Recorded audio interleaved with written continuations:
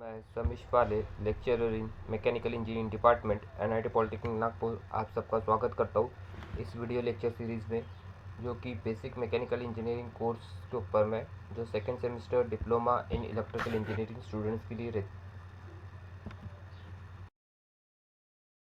तो इस कोर्स में अपन अपना चैप्टर नंबर 4 स्टार्ट किया था, जिसका नाम है एयर कॉम्प्रेसर, जो कि 8 मार्क्स के लिए MSBT थ्योरी एग्ज़ाम में पूछा जाता है। और इस चैप्टर का जो कोर्स आउटकम है वो है check the broad base working of air compressor. तो ये चैप्टर पूरा कंप्लीट होने के बाद में जो different types of air compressor होते हैं उसकी वर्किंग आप एक्सप्लेन कर पाओगे। तो ये इसका कोर्स आउटकम है ये चैप्टर का। Then today's topic is multi stage air compressor. तो आज के वीडियो में अपन पढ़ने वाले मल्टी स्टेज एयर कॉम्प्रेसर और इसकी क्यों ज़रूरत है, मल्टी स्टेज एयर कॉम्प्रेसर की क्यों ज़रूरत है। इसके पहले वाले लेक्चर में अपन ने पिछले वाले लेक्चर में पढ़े थे single stage reciprocating air compressor के बारे में। तो single stage reciprocating air compressor कैसे काम करता है, उसकी वर्किंग देखे थे और उसका PV डायग्राम अपन ने इसके पिछले वाली वीडियो में देखे थे। तो आज के वीडियो में अपन मल्टी स्टेज एयर कॉम्प्रेसर के बारे में पढ़ने वाले हैं और वो क्यों ज़रूरी है, कैसे रखता है और कैसे काम करता है, वो सारी चीज़ें अपन आज की वीडियो में पढ़ने वाले हैं। तो आज की वीडियो का जो लर्निंग आउटकम्स है वो एक बार देख लेते हैं। तो after completion of this video lecture learner will be able to explain the working of multi stage compressor with neat sketch. तो आज का जो वीडियो है उसको देखने के बाद में आप लोग वर्किंग एक्सप्लेन कर पाओगे किसकी, मल्टी स्टेज कंप्रेसर की विथ नीड स्केच। तो explain the working of multi stage compressor with neat sketch, ये आज का अपना लर्निंग आउटकम रहने वाला है। Then next PO and PSO mapping. तो आज के वीडियो से कौन सा PO मैप हो रहा है, तो आज के वीडियो से जो सबसे पहला PO मैप हो रहा है वो है PO1, that is basic and discipline specific knowledge. तो आज के वीडियो से आपको बेसिक नॉलेज यूटिलाइज होने वाला है साइंस का और मैथमेटिक्स का, इसलिए ये PO मैप हो रहा है। और डिसिप्लिन नॉलेज भी आपका बढ़ने वाला है, इसलिए PO नंबर 1 आज के वीडियो से मैप्ड हो रहा है। देन PO4 मैप हो रहा है, जो कि है engineering tools experimentation and practices. तो आपको एयर कॉम्प्रेसर से रिलेटेड प्रैक्टिकल परफॉर्म करना है, उसमें डिफरेंट इंजीनियरिंग के इक्विपमेंट एयर कॉम्प्रेसर यूज़ होगा और डिफरेंट इंजीनियरिंग के टूल्स यूज़ होंगे, तो इसलिए ये PO4 मैप हो रहा है। तो PO1 मैप हो रहा है, PO4 मैप हो रहा है, that PO6 that is project management. तो आप जो भी चीज़ें प्रैक्टिकल परफॉर्म करूँगा या फिर ये चैप्टर से रिलेटेड माइक्रो प्रोजेक्ट रहेगा, तो उसका आपको इंडिविजुअली आपको प्रैक्टिकल्स लिखना पड़ेगा, प्रैक्टिकल परफॉर्म करना पड़ेगा। उसके बाद में आपको माइक्रो प्रोजेक्ट का प्रेजेंटेशन देना पड़ेगा, तो आपका प्रेजेंटेशन स्किल, कम्युनिकेशन स्किल जो है वो बढ़ेंगी। तो ये सारी चीज़ें ये प्रोजेक्ट मैनेजमेंट के अंदर में आती है, इसलिए ये PO नंबर 6 अपना आज की वीडियो से मैप हो रहा है। और लास्टली जो PO मैप हो रहा है वो है PO7, that is life long learning. तो आज जो भी चीज़ें आप मल्टी स्टेज कंप्रेसर के बारे में पढ़ने वाले हो ये आपको लाइफ लॉन्ग याद रहेंगी, इसलिए ये PO भी आज की वीडियो से मैप्ड हो रहा है। तो ये PO एंड PO से मैपिंग है जो आज की वीडियो से अपनी मैप्ड हो रही है। तो आज का अपना वीडियो स्टार्ट करते हैं, जो कि टॉपिक है अपना क्या, मल्टी स्टेज कॉम्प्रेशन। तो अपन देखते हैं मल्टी स्टेज कॉम्प्रेशन होता क्या है। तो in a multi stage air compressor, compressor of air takes place in more than one cylinder. तो मल्टी स्टेज एयर कॉम्प्रेसर क्या होता है, मल्टी स्टेज एयर कॉम्प्रेसर अपन उसको बोलते हैं जिसमें जो भी अपन एयर को कॉम्प्रेस कर रहे हैं, जो एटमॉस्फेयर की एयर को कॉम्प्रेस कर रहे हैं, वो दो से ज़्यादा सिलेंडर में अगर अपन एयर को कॉम्प्रेस कर रहे हैं तो उस वाले इसको बोला जाता है मल्टी स्टेज एयर कॉम्प्रेसर। इसके पहले वाले वीडियो में अपन ने जब पढ़े थे तो उसमें अपन ने देखे थे कि जो अपना अपन एयर जो कंप्रेस कर रहे थे वो काय में कर रहे थे, एक ही इसमें कंप्रेस कर रहे थे, एक ही सिलेंडर था, वो सिलेंडर के अंदर में अपन एटमॉस्फेरिक एयर को कंप्रेस कर रहे थे और वो जो कंप्रेस्ड एयर वो अपन डायरेक्टली रिजर्वायर को दे रहे थे। तो उस वाले इसको बोला जाता है सिंगल स्टेज। मतलब अगर एक सिलेंडर में अपन अगर कंप्रेस कर रहे एटमॉस्फेरिक एयर को और वो जहाँ पर यूटिलाइज हो रहा है, जहाँ पर उसका एप्लीकेशन है वो एयर का, अगर वहाँ पे अपन सप्लाई कर दे रहे हैं तो उस वाले टाइप के एयर कंप्रेसर को बोलते थे अपन कौन सा, सिंगल स्टेज एयर कंप्रेसर। तो पर मल्टी स्टेज एयर कंप्रेसर किसको बोलते हैं, मल्टी स्टेज एयर कंप्रेसर उस वाले चीज़ को बोला जाता है जिसको जो एटमॉस्फेरिक एयर को अपन एक से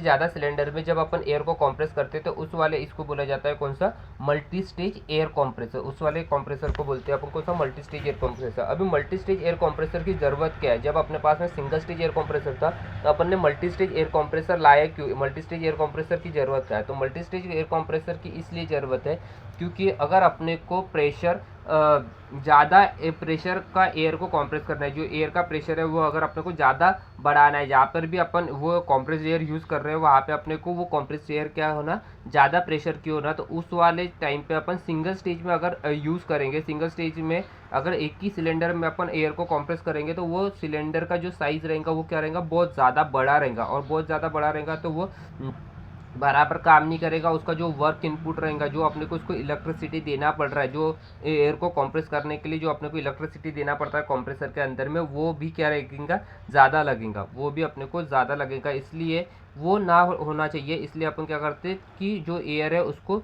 एक से ज़्यादा सिलेंडर में कंप्रेस करते हैं। जैसा कि एग्जांपल के तौर पे अगर मेरे को आउटपुट में चाहिए 20 बार की एयर, आउटपुट में कितने बार की एयर चाहिए मेरे को, अगर आउटपुट में चाहिए मेरे को 20 बार की एयर चाहिए, अगर मेरे को आउटपुट में चाहिए 20 बार की एयर, तो अगर मैं सिंगल स्टेज कंप्रेसर यूज़ कर रहा हूँ, अगर मैं सिंगल स्टेज कंप्रेसर यूज़ कर रहा हूँ तो मेरे को क्या करना पड़ेगा कि ये जो भी एयर है वो एक ही साथ में 1:20 का रेशियो मेंटेन करना पड़ेगा सिंगल स्टेज में। मतलब जो भी एयर आएगी उसको 20 टाइम उसको कंप्रेस करना पड़ेगा, तब जाके मेरे को एयर का प्रेशर कितना मिलेगा, आउटपुट में 20 बार। पर वही अगर 20 बार की एयर अगर मैं मल्टी स्टेज कंप्रेसर यूज़ करता हूँ, अगर सिंगल स्टेज ना यूज़ करके मैं मल्टी स्टेज यूज़ करता हूँ, तो क्या होगा, तो जो पहला सिलेंडर रहेगा, अगर पहला सिलेंडर है तो उसमें मेरे को कितना कंप्रेस करना पड़ेगा, उसमें मेरे को 10 बार कंप्रेस करना पड़ेगा।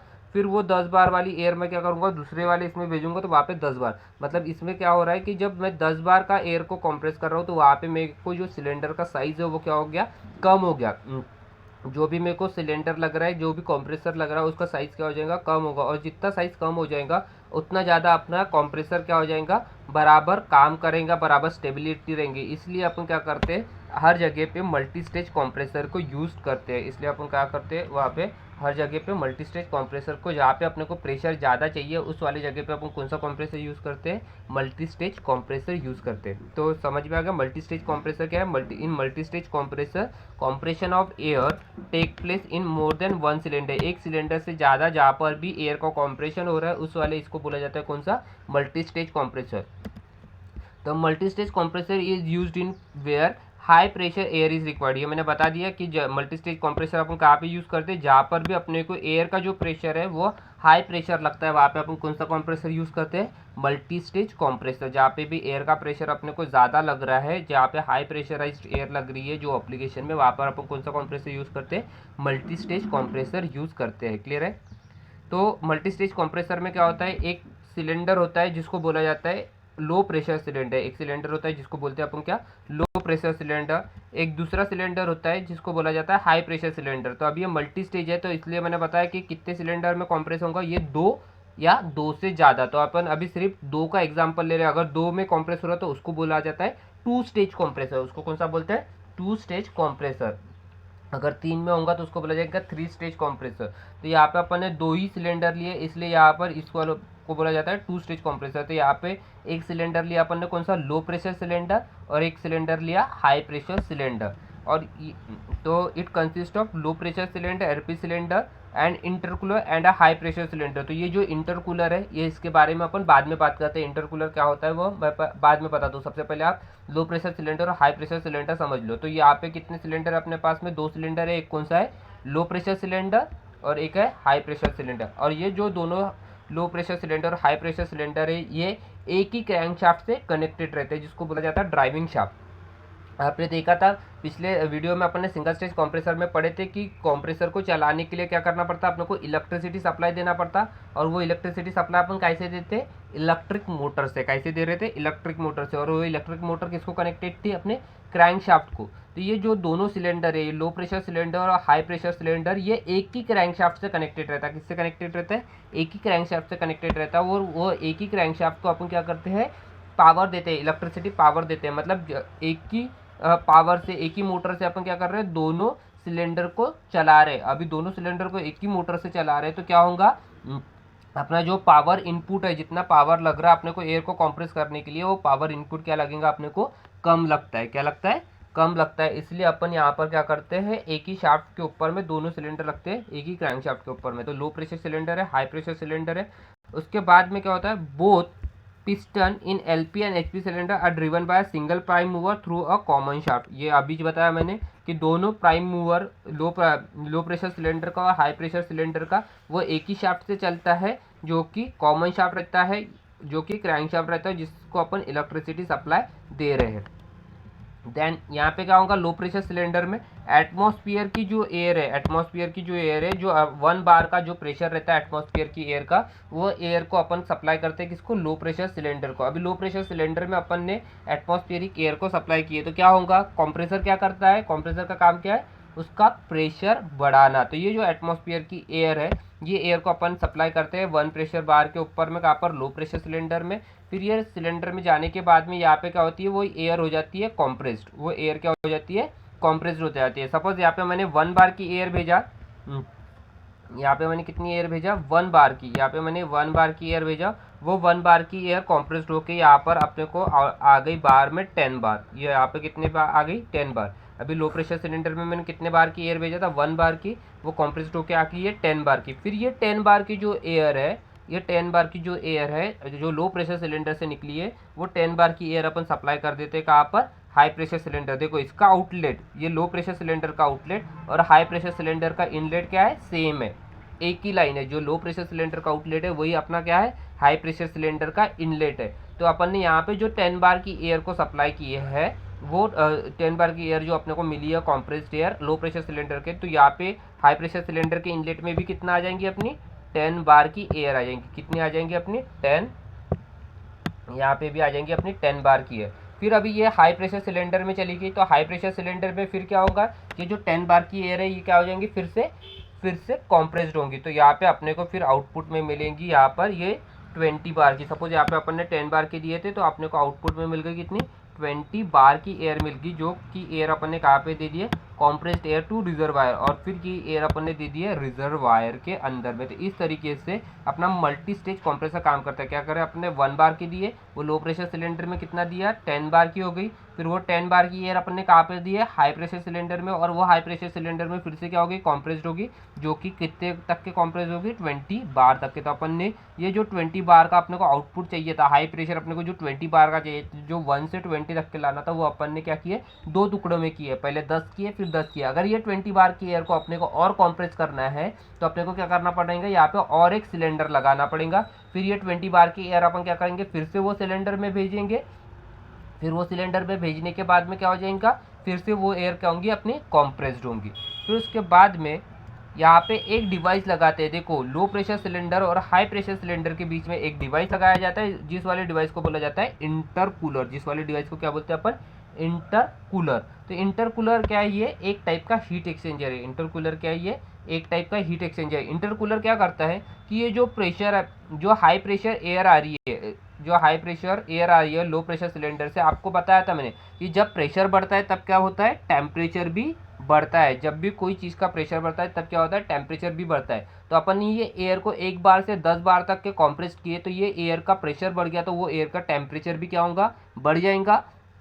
अभी ये एयर का टेम्परेचर बढ़ गया, और ये हाई प्रेशराइज्ड एयर अपन ने अगर ये हाई प्रेशर सिलेंडर को दिए, ये जिस एयर का प्रेशर ज़्यादा है, वो ज़्यादा टेम्परेचर वाली एयर अपन ने अगर हाई प्रेशर सिलेंडर में दिए, तो वो एयर को कंप्रेस करने के लिए अपने को बहुत ज़्यादा उसके ऊपर में वर्क इनपुट देना पड़ेगा। मतलब बहुत ज़्यादा अपने को इलेक्ट्रिसिटी सप्लाई देना पड़ेगा वो एयर को कंप्रेस करने के लिए। पर जबकि अगर अपन ने वो एयर को ठंडा करके भेजे, वो एयर को जो 10 बार की एयर है, ये एयर को अपन ने उसका टेम्परेचर अगर कम करके भेजे हाई प्रेशर सिलेंडर में, तो अपने को उसका टेम्परेचर कम करके भेजे, तो क्या होगा, उसको अपने को उतना उसको अपने को वर्क इनपुट, उतना अपने को इलेक्ट्रिसिटी सप्लाई नहीं देना पड़ेगा उसको कंप्रेस करने के लिए। तो इसलिए अपन क्या करते हैं, वो एयर का टेम्परेचर, ये जो एयर है यहाँ पर जो 10 बार की एयर है, जो अपन ने एयर को कंप्रेस किए 10 बार के ऊपर में, वो एयर का जो टेम्परेचर है, वो एयर का टेम्परेचर कम करने के लिए अपन एक डिवाइस लगाते हैं। उस वाले डिवाइस को बोला जाता है इंटरकूलर। तो समझ में आ गया इंटरकूलर क्या है।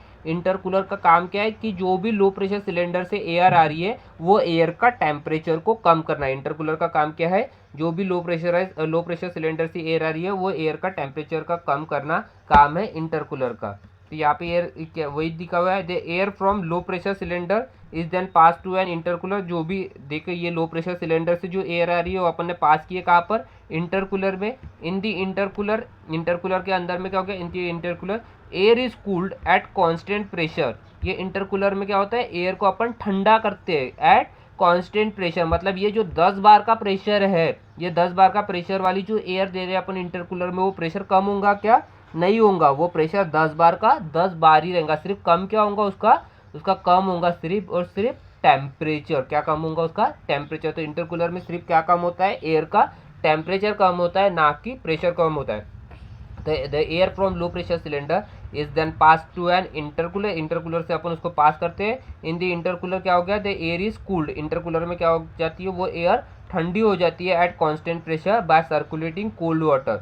वो उसमें अपन क्या करते हैं, इंटरकूलर में अपन कोल्ड वाटर को सर्कुलेट करते हैं। उस कारण से वो जो अपनी 10 बार की जो प्रेशर वाली एयर है उसका अपन टेम्परेचर को क्या कर देते हैं, कम कर देते हैं। तो इस तरीके से अपना इंटरकूलर काम करता है। तो आई थिंक सबको मल्टी स्टेज कंप्रेसर की वर्किंग किस तरीके से काम करता है वो समझ में आ गया होगा। तो ये एक फोटो यहाँ पर दिख रही है आपको, तो ये है अपना मल्टी स्टेज 2 स्टेज कंप्रेसर।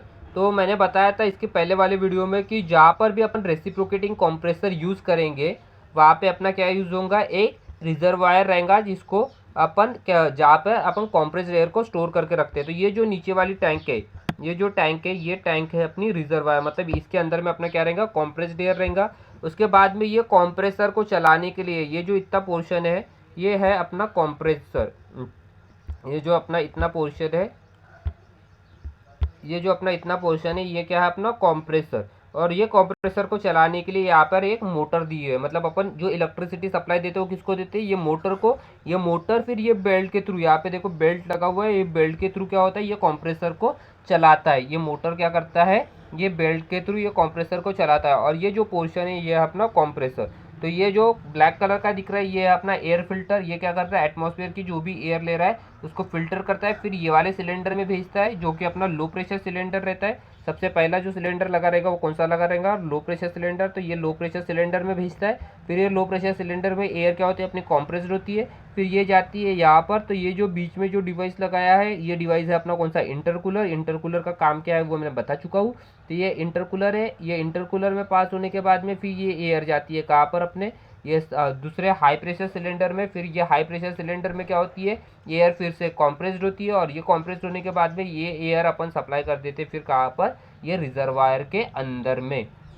तो ये आपने डायग्राम ये वाला टाइप का कंप्रेसर बहुत सारे जगह पे देखा होगा, जहाँ पर आप हवा भरने जाते हो गाड़ियों में वगैरह, वहाँ पर भी ऐसे ही टाइप का कंप्रेसर यूज्ड होता है। अगर आपने अभी तक के देखा नहीं अच्छे से, तो आप जब भी अभी हवा भरने जाओगे तो तब इस टाइप का कंप्रेसर की वर्किंग आप वहाँ पर देख सकते हो। तो इस तरीके से अपना मल्टी स्टेज कंप्रेसर वर्क करता है। नेक्स्ट देखते हैं अपन मल्टी स्टेज कंप्रेसर के एडवांटेजेस। तो ये जो मल्टी स्टेज कंप्रेसर है इसके क्या एडवांटेज है वो अपन देख लेते हैं। तो सेविंग इन वर्क इनपुट, अगर अपन जो सिंगल स्टेज कंप्रेसर है वो जितना प्रेशर प्रोड्यूस कर रहा है, अगर सिंगल स्टेज कंप्रेसर जितना प्रेशर प्रोड्यूस कर रहा है और उतना ही प्रेशर अगर मल्टी स्टेज कंप्रेसर प्रोड्यूस कर रहा है, तो और अगर वो दोनों को अपन कंपेयर करेंगे तो जो सिंगल स्टेज कंप्रेसर है उसमें अपने को जो वर्क इनपुट जो देना पड़ेगा वो ज़्यादा देना पड़ेगा as compare to multi stage compressor. इसलिए सबसे पहले तो अपन क्या करते हैं, मल्टी स्टेज कंप्रेसर में वर्क को सेव करते हैं। क्या करते हैं, मल्टी स्टेज कंप्रेसर में वर्क इनपुट को सेव करते हैं। तो ये सबसे पहला एडवांटेजेस होगा अपना मल्टी स्टेज कंप्रेसर का। देन बेटर बैलेंसिंग, अभी मैंने जैसा कि बताया था कि अगर अपने को ज़्यादा प्रेशर की एयर को कंप्रेस करना है तो अपने को जो सिंगल स्टेज में अगर कंप्रेस करेंगे तो उसके लिए अपने को क्या कर लगेगा, बहुत बड़ा सा सिलेंडर लगेगा, बड़ा सा सिलेंडर लगेगा। उसके बाद में उसके अंदर का जो पिस्टन रहेगा वो भी बड़ा लगेगा। अभी पिस्टन बड़ा है, सिलेंडर बड़ा है, तो उसको चलाने वाली मोटर भी जाहिर सी बात है वो क्या लगेगी, बड़े साइज़ की लगेंगे। और अगर बड़े साइज़ का मोटर यूज़ कर रहे हैं अपन, बड़े साइज़ का पिस्टन यूज़ कर रहे हैं, तो ये जो कंपोनेंट्स है ये कैसे मूविंग कंपोनेंट्स है, तो इसके कारण से वाइब्रेशन बहुत ज़्यादा जनरेट होगा। बहुत ज़्यादा अगर वाइब्रेशन जनरेट होगा तो अपनी जो सिस्टम है उसमें बैलेंसिंग बराबर नहीं रहेंगे। इसलिए अपन अगर मल्टी स्टेज यूज़ करें, एक से ज़्यादा सिलेंडर यूज़ करें, तो उसका जो सिलेंडर का साइज़ क्या रहेगा, छोटा छोटा रहेगा और वो छोटे मोटर से भी पूरे सिलेंडर चलेंगे। तो इसलिए मल्टी स्टेज सिलेंडर में अपनी बैलेंसिंग जो रहती है वो क्या रहती है, अच्छी से बराबर रहती है। Then no leakage and better lubrication, अभी सिलेंडर छोटे साइज़ का रहेगा, तो उसमें से लीकेज के चांसेस भी नहीं रहेंगे, उसमें से लीकेज नहीं होंगी, और ल्यूब्रिकेशन जो है वो छोटे सिलेंडर बराबर ल्यूब्रिकेट भी हो जाएगा। तो ये नेक्स्ट एडवांटेज है अपना, no leakage and better lubrication होता है मल्टी स्टेज में। देन मोर वॉल्यूमेट्रिक इफिशियंसी, जो मल्टी स्टेज कॉम्प्रेसर रहता है उसकी जो वॉल्यूमेट्रिक इफिशियंसी रहती है वो सिंगल स्टेज कॉम्प्रेसर से बहुत ज़्यादा अच्छी रहती है। वो वॉल्यूमेट्रिक इफिशियंसी अपनी मल्टी स्टेज कॉम्प्रेसर से, वो सिंगल स्टेज कॉम्प्रेसर से बहुत ज़्यादा अच्छी रहती है। क्लियर है। देन हाई डिलीवरी प्रेशर, जैसे कि मैंने बताया मल्टी स्टेज कंप्रेसर अपन वहीं पे यूज़ करते हैं जहाँ पर अपने को प्रेशर जो डिलीवरी प्रेशर लगता है वो क्या रहता है, बहुत ज़्यादा लगता है। वैसी जगह पे अपन क्या यूज़ करते हैं, मल्टी स्टेज कंप्रेसर को यूज़ करते हैं। क्लियर है। Then simple construction of LP cylinder, अभी सिलेंडर के साइज छोटे होने के कारण से जो कंस्ट्रक्शन रहता है एलपी सिलेंडर वगैरह का वो सिंपल रहता है, उसमें ज़्यादा अपने को हैवी मटेरियल्स वगैरह यूज़ करना नहीं पड़ता है, कम मटेरियल वाले भी अपन यूज़ करें तब भी अपने को चलता है। तो simple construction of LP cylinder होता है। क्लियर है। और इसके अलावा जो ओवरऑल एडवांटेज है अपना मल्टी स्टेज सिलेंडर का, उसका जो साइज़ रहता है वो कम साइज़ का रहता है अपना। कौन सा, मल्टी स्टेज सिलेंडर जो रहता है वो अपना कम साइज़ का रहता है as compare to single stage cylinder for same power output. जो सेम कॉम्प्रेस्ड एयर का आउटपुट है वो उसी के लिए अपना जो मल्टी स्टेज कॉम्प्रेसर रहता है वो क्या रहता है, सेम साइज़ का कम साइज़ का रहता है as compare to single stage compressor. तो ये अपने कुछ एडवांटेजेस हैं मल्टी स्टेज कॉम्प्रेसर के। देन नेक्स्ट पढ़ते हैं अपन इंटरकूलिंग क्या होता है। तो इंटरकूलिंग क्या होता है अपन देख लेते हैं। तो it is a process of cooling compressed air before entering the HP cylinder is nothing but high pressure cylinder. तो इंटरकूलिंग मैंने बताया, अभी इंटरकूलर अपन ने देखे थे। इंटरकूलर में क्या करते थे अपन, टेम्परेचर कम करते थे कॉम्प्रेस्ड एयर का। तो वो कॉम्प्रेस्ड एयर का जो अपन टेम्परेचर कम कर रहे हैं एयर को हाई प्रेशर सिलेंडर में जाने के पहले, तो उस वाले इसको बोला जाता है क्या, उस वाले प्रोसेस को क्या बोलते हैं अपन, इंटरकूलिंग करना। उस वाले प्रोसेस को क्या करना बोलते हैं, इंटरकूलिंग करना बोलते थे। It is a process of cooling compressed air before entering the high pressure cylinder. High pressure cylinder के अंदर में जाने के पहले जो अपन कॉम्प्रेस्ड एयर को टेम्परेचर कम करते हैं उस वाले प्रोसेस को बोला जाता है intercooling. It may be water cooling और एयर कूलिंग। तो ये जो एयर कूल जो अपने को टेम्परेचर कम कर रहा है कॉम्प्रेस्ड एयर का, तो अपन दो तरीके से कर सकते हैं। एक तो वाटर को सर्कुलेट करके, एक तो वाटर से को सर्कुलेट करके, या फिर एयर को सर्कुलेट करके। एक तो अपन कैसे सर्कुलेट करके, एक तो अपन वाटर को सर्कुलेट करके, या फिर एक तो एयर को सर्कुलेट करके अपन क्या कर सकते हैं, इंटरकूलिंग कर सकते हैं। It increases the efficiency of air compressor. और इंटरकूलिंग करने के कारण से क्या होता है, जो एयर कंप्रेसर की इफिशियंसी है वो भी कम इंक्रीज हो जाती है। तो अपने को अगर एयर कंप्रेसर की इफिशियंसी बढ़ाना है तो अपने को क्या करना पड़ेगा, उसमें एयर कंप्रेसर इंटरकूलिंग करना पड़ेगा। When the temperature after intercooling is equals to temperature of air before LP cylinder is known as perfect intercooling. When the temperature of air, जो temperature of air है आफ्टर इंटरकूलिंग, जो अपन ने intercooling के बाद का जो टेम्परेचर ऑफ एयर है, अगर वो टेम्परेचर अपना एलपी सिलेंडर के टेम्परेचर के इक्वल रहेगा तो उस वाले इंटरकूलिंग को बोला जाता है कौन सी इंटरकूलिंग, परफेक्ट इंटरकूलिंग। मतलब जितना टेम्परेचर अपना एटमॉस्फेयर का रहेगा, एटमॉस्फेरिक एयर जो अपन भेज रहे हैं लो प्रेशर सिलेंडर के अंदर में, उतना ही जितना टेम्परेचर उसका रहेगा, उतना टेम्परेचर अगर इंटरकूलिंग के बाद में मिला, इंटरकूलिंग की है उसके बाद में भी उतना ही टेम्परेचर अपने को मिला, तो उस वाले इसको बोला जाता है कौन सा, परफेक्ट इंटरकूलिंग। उस वाली चीज़ को कौन सी इंटरकूलिंग बोली जाती है, परफेक्ट इंटरकूलिंग। तो परफेक्ट इंटरकूलिंग समझ में आ गया क्या है, when the temperature after intercooling is equals to the air before entering the LP cylinder. जो टेम्परेचर आफ्टर इंटरकूलिंग है is equals to the temperature of air before intercooling LP cylinder is known as perfect intercooling. तो उस चीज़ को क्या बोला जाता है, perfect intercooling बोला जाता है।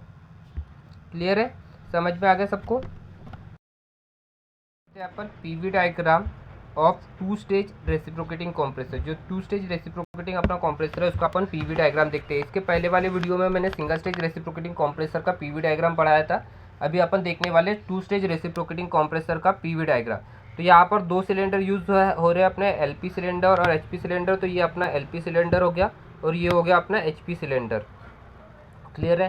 तो ये सबसे पहले जहाँ पे जो प्रेशर के ऊपर में एयर आएंगी उस वाले प्रेशर को बोला जाता है इनटेक प्रेशर, जिसको P1 भी बोलते हैं या फिर PS भी बोलते हैं, जो कि सक्शन प्रेशर रहता है अपना PS, या फिर अपन उसको PA बोलते हैं या फिर ए बी बोलते हैं, जो कि अपना एटमॉस्फेरिक प्रेशर। तो ये प्रेशर के ऊपर में अपनी क्या होंगी, जो लो प्रेशर सिलेंडर रहेगा उसके अंदर में अपनी चली जाएंगी पूरी की पूरी एयर सिलेंडर के अंदर में, लो प्रेशर सिलेंडर के अंदर में अपनी एयर चली गई। तो ये हो गया अपना सक्शन प्रेशर, ये हो गया अपना क्या, सक्शन प्रेशर, ये होगा अपना सक्शन प्रेशर। उसके बाद में अपना ये जो डॉटेड लाइन दिख रही है ये है अपना आइसोथर्मल कंप्रेशन। ये जो डॉटेड लाइन दिख रही है कौन सा है, अपना आइसोथर्मल कंप्रेशन। तो ये वाले पॉइंट तक के अपना क्या होगा, आइसोथर्मल कंप्रेशन। या आइसोथर्मल कंप्रेशन एक ऐसी प्रोसेस है, अगर आइसोथर्मल के ऊपर में अपन ने एयर को कंप्रेस किए तो सबसे कम अपने को क्या लगता है, वर्क इनपुट लगता है। सबसे कम अपने को उस टाइम पे क्या करना पड़ता है, वर्क का इनपुट करना पड़ता है आइसोथर्मल कंप्रेशन में। तो याद रख के अपनी ये जो डॉटेड लाइन बता रही है ये बता रही है आइसोथर्मल कंप्रेशन। और उसके बाद में यहाँ से ये जो आगे रहेगा ये रहेगा अपना, यहाँ पर डिलीवरी हो जाएगा। तो ये हो जाएगा अपना पीडी डिलीवरी, इसको अपन पीडी जो है अपना डिलीवरी प्रेशर। तो यहाँ पे ये हो गया, ये सक्शन हो गया, ये सक्शन हो गया। फिर यहाँ से क्या हो गया, ये यहाँ तक के अपना लो प्रेशर सिलेंडर के अंदर में एयर कॉम्प्रेस हुई। फिर ये लो प्रेशर सिलेंडर की एयर अपनी चली गई कहाँ पर, इंटरकूलर में। फिर इंटरकूलर के बाद में आ गई, फिर ये फिर से आ गई अपनी कहाँ पे, हाई प्रेशर सिलेंडर में। यहाँ से अपना हाई प्रेशर सिलेंडर चालू हो गया और ये हाई प्रेशर सिलेंडर में फिर से ये क्या हो गई, कॉम्प्रेस्ड होगी। और ये कॉम्प्रेस्ड होने के बाद में ये चली गई अपनी डिलीवरी प्रेशर में। तो ये कौन से इसके लिए था अपना, अपना ये था आइसोथर्मल कंप्रेशन के लिए। पर एक्चुअल में आइसोथर्मल कंप्रेशन होता नहीं है। एक्चुअल में कौन सा कंप्रेशन होता है, एक्चुअल में होता है अपना एक तो एडियाबेटिक कंप्रेशन और पॉलीट्रोपिक कंप्रेशन। पर एडियाबेटिक कंप्रेशन में क्या होता है, वहाँ पे वर्क इनपुट जो लगता है वो ज़्यादा लगता है, इसलिए अपन एडियाबेटिक कंप्रेशन नहीं करते, अपन वो करते हैं पॉलीट्रोपिक कंप्रेशन। तो ये PV raise to the power अगर एन रह गया, मतलब ये समझ लेना कि ये कौन से टाइप का कंप्रेशन है, अपना पॉलीट्रोपिक कंप्रेशन है। तो यहाँ पर ये देखो, ये आई अपनी एयर आ गई, ये एयर आ गई अपनी यहाँ तक के। फिर यहाँ से ये क्या होगा, ये अपनी एयर होना चालू हो गया, कॉम्प्रेस्ड होना चालू हो गया। ये यहाँ तक के अपनी एयर क्या होगी, कॉम्प्रेस्ड होगी लो प्रेशर सिलेंडर में। फिर इसके बाद में ये लो प्रेशर सिलेंडर में कॉम्प्रेस्ड होने के बाद में ये एयर चली गई अपनी कहाँ पर, ये एयर चली गई अपनी इंटरकूलर के अंदर में, यहाँ तक के इंटरकूलर के अंदर में गई। फिर यहाँ पे इंटरकूलर में उसका टेम्परेचर कम हो गया, फिर वही सेम टेम्परेचर के ऊपर में ये एयर आ गई अपनी कहाँ पर, यहाँ पर वापस हाई प्रेशर सिलेंडर के ऊपर में। और ये हाई प्रेशर सिलेंडर में अपना क्या हो रहा है, कॉम्प्रेस्ड हो रहा है। तो यहाँ पे आप देखोगे तो दो तरीके से आपको दिखाया गया है, एक है विदाउट इंटरकूलिंग, एक है अपनी कौन से, विदाउट इंटरकूलिंग। मतलब जहाँ पर अपन इंटरकूलिंग नहीं कर रहे, जहाँ पे अपन ने इंटरकूलर का यूज़ ही नहीं किया है, जो भी अपनी एयर आई है लो प्रेशर सिलेंडर से, उसका जितना प्रेशर है और उसका जितना टेम्परेचर है, वही प्रेशर और वही टेम्परेचर के ऊपर में अपन ने एयर को सप्लाई कर दिया कहाँ पर, हाई प्रेशर सिलेंडर में। तो मैंने बताया था जब अपन ने एयर का अगर टेम्परेचर कम नहीं करे तो क्या हो जाता है, एयर का टेम्परेचर अगर अपने कम नहीं किया है तो उसको कंप्रेस करने के लिए अपने को बहुत ज़्यादा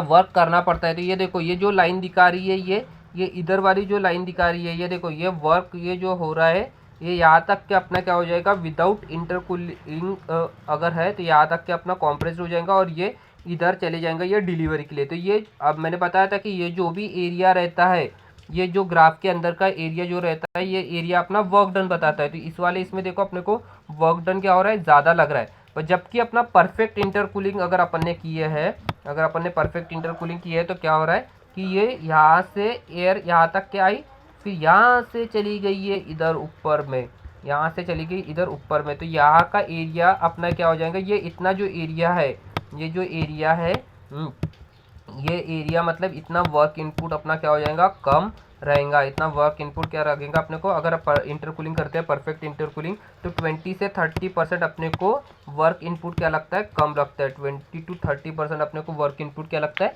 कम लगता है टू स्टेज कंप्रेसर में। तो इसलिए परफेक्ट इंटरकूलिंग अपने को करना बहुत ज़्यादा ज़रूरी है। तो जब भी अपन इंटरकूलिंग करते हैं तो अपना जो इलेक्ट्रिसिटी कंजप्शन है वो टू स्टेज कंप्रेसर में वो 20 to 30% अपन रिड्यूस कर देते हैं। क्लियर है। तो let us summarize what we have learn today. आज अपन ने क्या पढ़े वो एक बार अपन समराइज कर लेते। तो आउटकम ऑफ टुडेज लेक्चर क्या है, describe working of multi stage compressor with PV diagram. तो आज की वीडियो लेक्चर से अपन क्या पढ़े, मल्टी स्टेज कंप्रेसर पढ़े with PV diagram. Multi stage compressor किस तरीके से होता है वो पढ़े अपन काय से through PV diagram. Then PO and PSO mapping कौन सा हो रहा था आज की वीडियो में, अपने कौन से पीओ मैप हो रहे। तो सबसे पहला पीओ मैप हो रहा था अपना PO1 that is basic and discipline specific knowledge, then PO4 that is engineering to experimentation and practices, then PO6 that is project management, then PO7 that is life long learning. तो ये आज की video से अपने PO mapped हो रहे थे। तो थैंक यू वेरी मच। अगर किसी को भी कुछ भी डाउट है आज की वीडियो से रिलेटेड तो आप मुझे डायरेक्टली कांटेक्ट कर सकते हो। नेक्स्ट वीडियो लेक्चर में अपन पढ़ने वाले हैं रोटरी कंप्रेसर के बारे में। तो रोटरी कंप्रेसर क्या होता है, उसकी वर्किंग वगैरह कैसी रहती है, कौन से टाइप के रोटरी कंप्रेसर होते हैं, ये अपन नेक्स्ट वीडियो में पढ़ने वाले हैं। Till then keep learning. Thank you very much.